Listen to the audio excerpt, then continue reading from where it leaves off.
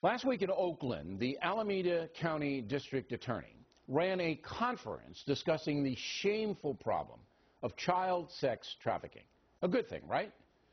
Not according to the occupiers. They issued this statement, quote, "This is a conference of pigs and their nonprofit lackeys to increase the harassment, imprisonment, and marginalization and criminalization of sex workers," unquote. Unbelievable. And not only that, the occupiers tried to disrupt the conference.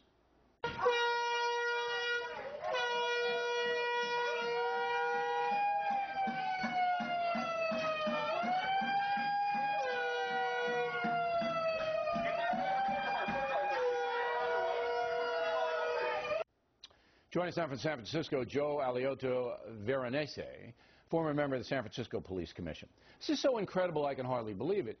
What's going on? You know, Bill, this is crazy town even by San Francisco standards. But what we're seeing is that it's a continuation of the anti-police faction that started with the Oscar Grant shooting, just being flamed by the total lack of leadership from the mayor's office in Oakland. I mean, if you remember just a month or two ago when they took over the ports of Oakland without any sort of police activity, and so they think they can continue to get away with it, and they are. Okay, but this is beyond economics.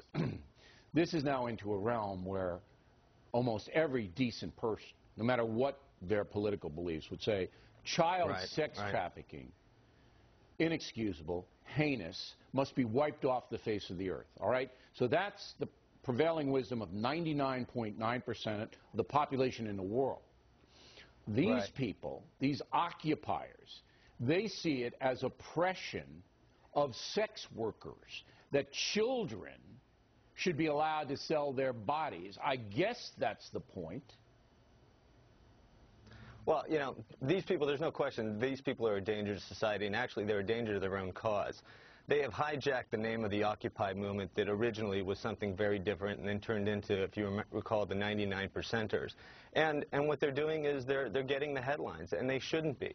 There should be a police crackdown, but because there isn't a police crackdown and the mayor's office hasn't gotten hold of what's going on in the city, now the courts are stepping in. I'm not sure if you saw that in this morning's news.